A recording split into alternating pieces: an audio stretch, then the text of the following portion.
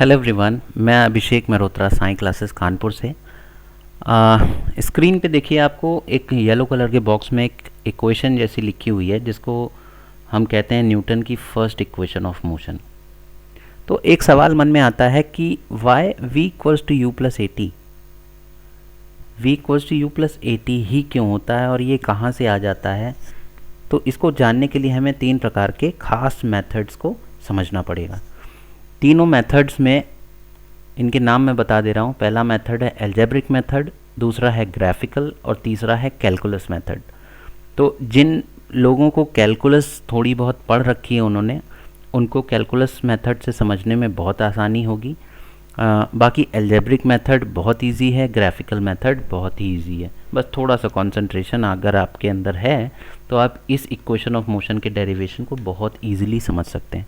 तो graphical method में हम लोग पहले मेथड के बारे में पढ़ते हैं कि ग्राफिकल मेथड एक्चुअली है क्या। ग्राफिकल मेथड आपको एक्सेलरेशन के बारे में बताता है। किसके बारे में बताता है? एक्सेलरेशन के बारे में। एक्सेलरेशन को ए कहते हैं, ए इज़ व्हाट? एक्सेलरेशन। और एक्सेलरेशन होता क्या है? It is the rate of change of velocities, है ना, rate of change of velocity, rate of change of velocity. अब यहाँ पे एक शब्द का इस्तेमाल हुआ है रेट।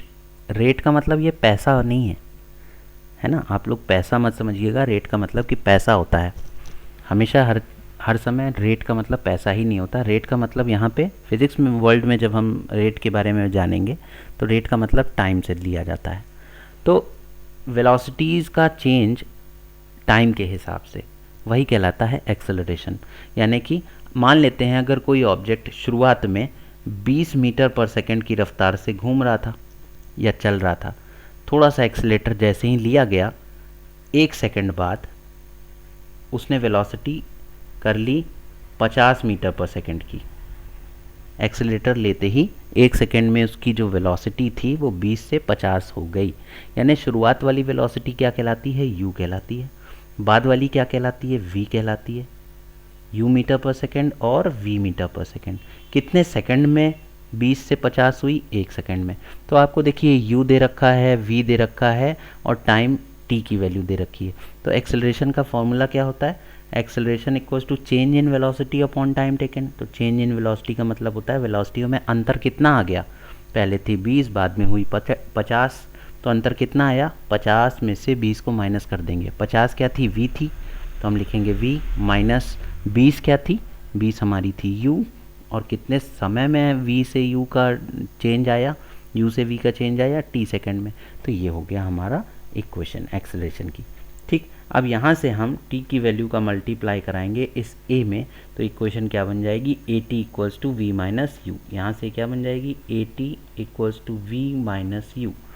और इस माइनस यू को जब हम इधर लेके आएंगे तो इक्वेशन हमारी बन जाएगी v equals to u plus a t. यही तो होती है इक्वेशन ऑफ मोशन। जो देखिए बॉक्स में, येलो कलर के बॉक्स में लिखी हुई है, this is the equation of motion, जिसको हम लोग पढ़ने की कोशिश कर रहे थे। ये कहाँ से आई? ये आपके सामने ऐसे प्रूफ हो गई। तो आप इसको देख सकते हैं, समझ सकते हैं कि इक्वेशन ऑफ मोशन कैसे लाई गई है यहाँ पे ऐसे करके। इसको हम लोग एक बॉक्स में लिख लें जिससे कि ये थोड़ा सा स्टैंडर्ड भी लगे और देखने में भी अच्छी लगे, पता चले कि हाँ हम लोगों ने इस चीज़ को प्रूव कर लिया है एल्जेब्रिक मेथड के through. Now the second method is graphical method. अब जो लोग थोड़ा सा ग्राफ्स के बारे में अच्छे से समझते हैं वो और ध्यान देने की कोशिश करें, उनको अच्छे से समझ में आएगा। देखिए, ग्राफिकल मेथड में हमने एक वेलोसिटी टाइम ग्राफ बनाया है जिसमें वेलोसिटी को y एक्सिस पे रखा है। This axis is known as y axis, this is y axis, और टाइम को हम लोगों ने x एक्सिस पे रखा है। तो फिजिक्स में 99% या 100% आपको हमेशा टाइम को x एक्सिस पे फिक्स कर देना है। अगर वेलोसिटी टाइम ग्राफ है तो वेलोसिटी को y एक्सिस पे रखेंगे, डिस्टेंस टाइम ग्राफ है तो डिस्टेंस को y एक्सिस पे रखेंगे, एक्सेलरेशन टाइम ग्राफ है या कोई और चीज़ का ग्राफ है तो टाइम हमेशा x एक्सिस पे फिक्स रहेगा। तो ग्राफिकल मेथड में हमने वेलोसिटी को y एक्सिस पे फिक्स किया है, टाइम को x एक्सिस पे फिक्स किया है।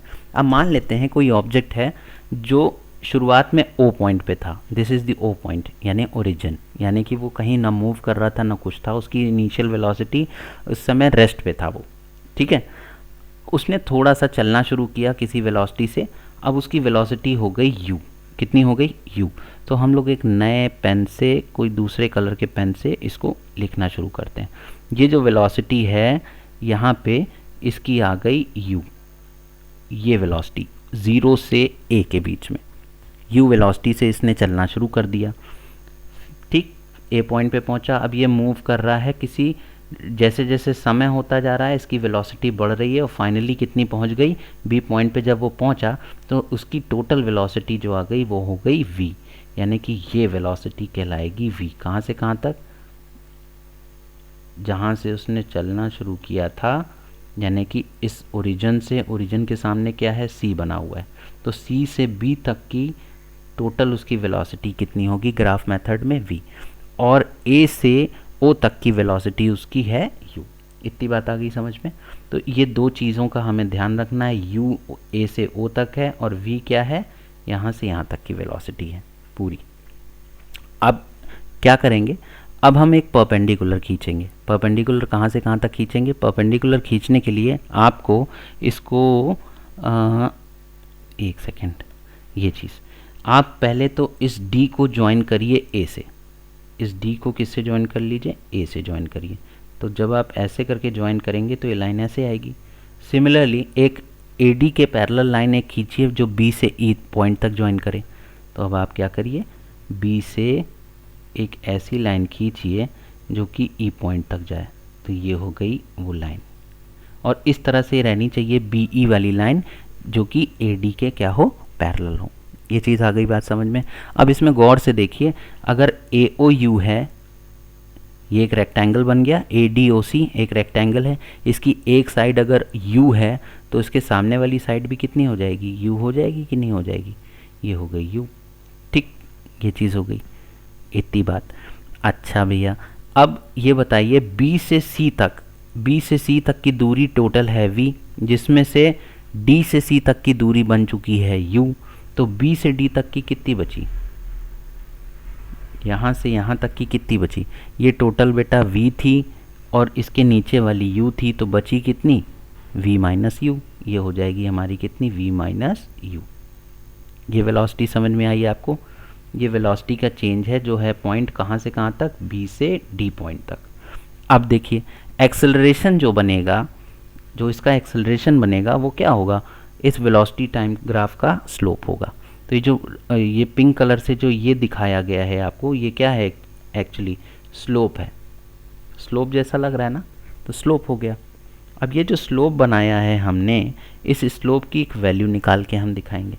स्लोप की वैल्यू कैसी होती है, तो लिखेंगे, और ये इसका स्लोप क्या है, आप लिखेंगे यहाँ पे स्लोप ऑफ वेलोसिटी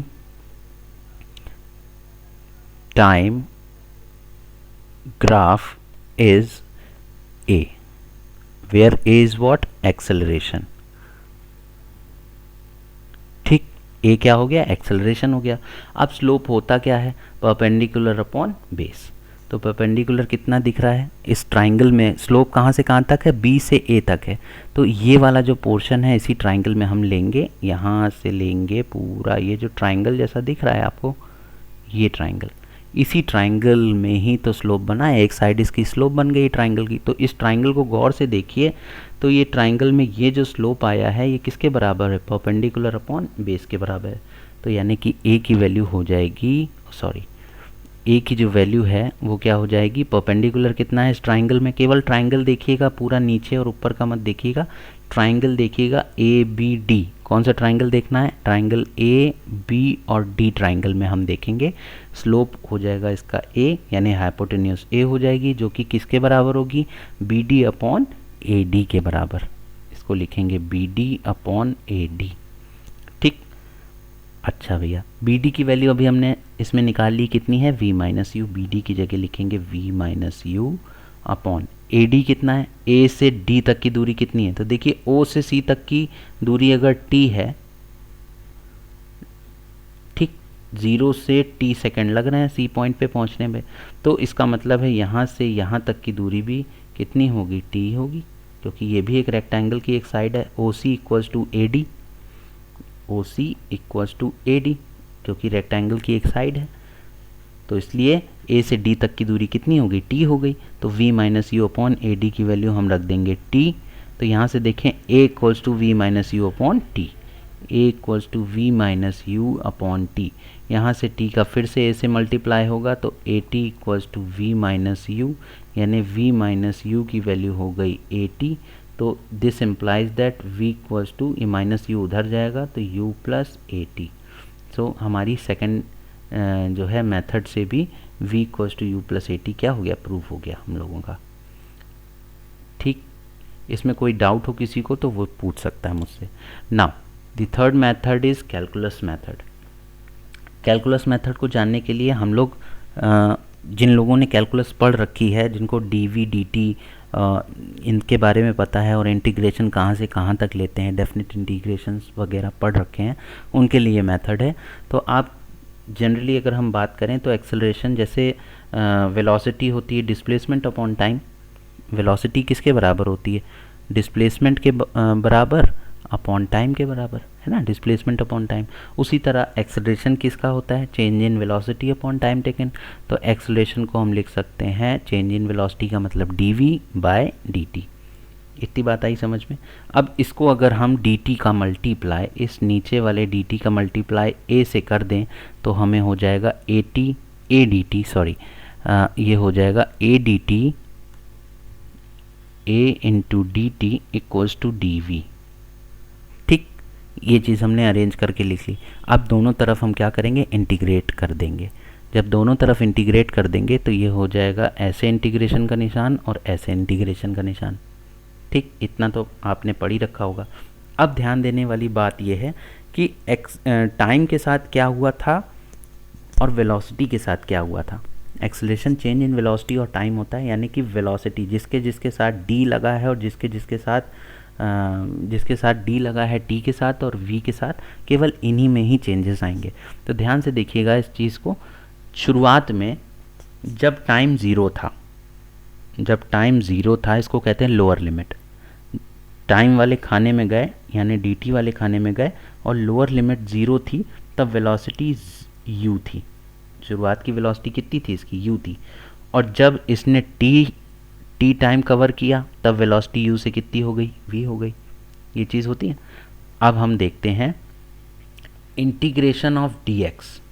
जहाँ पे डी एक्स होता है, एक्स की कोई वैल्यू नहीं होती है, तो वहाँ पे इसकी वैल्यू कितनी आती है, इंटीग्रेशन ऑफ डी एक्स की वैल्यू एक्स आती है। क्यों एक्स आती है, क्योंकि यहाँ पे एक्स का कोई टर्म नहीं है, केवल डी एक्स लिखा है, एक्स की पावर ज़ीरो है। और फॉर्मूला होता है एक्स की पावर एन का इंटीग्रेशन का फॉर्मूला होता है एक्स की power n plus one upon n plus one, यही तो होता है। और प्लस का सी लगता है, सॉरी एन प्लस वन, यही तो होता है फॉर्मूला। अब यहाँ पे देखिए एन की वैल्यू ज़ीरो है, तो हो जाएगा एक्स की पावर ज़ीरो प्लस वन, यानी कि एक्स अपॉन वन। तो इसकी वैल्यू आ जाएगी एक्स। ठीक है, तो यहाँ पे भी यही चीज़ होगी। डी टी खाली लिखा है और डी वी लिखा है। जैसे डी एक्स का इंटीग्रेशन एक्स हो गया, वैसे ही डी टी का इतने हिस्से को देखिए ए और इंटीग्रेशन ज़ीरो से टी डी टी, केवल इतने हिस्से को अगर आप देखिए तो यहाँ डी टी लिखा हुआ है, और इतने हिस्से को अगर आप देखिए यू से वी, तो ये क्या लिखा हुआ है, ये डी वी लिखा हुआ है। जैसे डी एक्स का एक्स होता है, वैसे ही डी टी का, इस वाले डी टी का क्या हो जाएगा, टी हो जाएगा। तो हो जाएगा ए टी, और इसकी वैल्यू कहाँ से कहाँ तक, ज़ीरो से टी तक, is equal to d v का इंटीग्रेशन क्या हो जाएगा भैया, वी हो जाएगा। और कहाँ से कहाँ तक, यू से वी तक। लोअर लिमिट जो यहाँ पे लोअर लिमिट है उसको यहाँ पे लगाते हैं, और जो अपर लिमिट वी है उसको ऊपर लगाते हैं। ठीक, इतनी बात आ गई समझ में। अब हमें क्या करना है, थोड़ा सा स्क्रीन स्क्रॉल कर लें। अब देखिए, अब हम ये ए को ऐसे ही लिख देंगे और ब्रैकेट लगाएंगे। अब ये जो अपर लिमिट है टी, इस अपर लिमिट को इस टी की जगह पुट कर देंगे, तो टी की जगह टी आ जाएगा, तो हो जाएगा टी। फिर माइनस लगता है, अपर लिमिट हमने पुट कर दी, अब माइनस लगा के लोअर लिमिट पुट करेंगे। लोअर लिमिट कितनी है, ज़ीरो। काम ख़त्म, इसका काम हो गया। इक्वल टू लगाएंगे। अब सिमिलरली वी का अब अपर लिमिट है v, तो v की जगह, इस वाले v की जगह ये अपर लिमिट रखी जाएगी। तो क्या हो जाएगी, v की जगह v आ जाएगी, फिर माइनस लगा के अब v की जगह लोअर लिमिट रखी जाएगी। तो लोअर लिमिट है u, तो u हो गई। ठीक, अब इसको गौर से साफ साफ लिख लें, ये हो जाएगा a, t में से 0 गया, t equals to v minus u. ठीक, यहाँ से हम इसको साफ साफ लिख सकते हैं v माइनस यू की वैल्यू किसके बराबर है, ए टी के बराबर है। तब ये माइनस यू जब इधर जाएगा तो v इक्वल्स टू हो जाएगा u प्लस ए टी। ये हमारी इक्वेशन ऑफ मोशन जो है फर्स्ट वाली, ये तीनों मेथड, कैलकुलस के तीनों मेथड से प्रूफ हो गई। तो जिसको भी कोई प्रॉब्लम हो वो प्लीज़ कमेंट सेक्शन में जा कर के मुझे ज़रूर से बता दें। कोई चीज़ ऐसी जो मैंने अच्छे से नहीं बताई है तो मैं कोशिश करूँगा नेक्स्ट वीडियो में आपकी इस प्रॉब्लम को ज़रूर से सॉल्व कर दूँ। Thank you so much.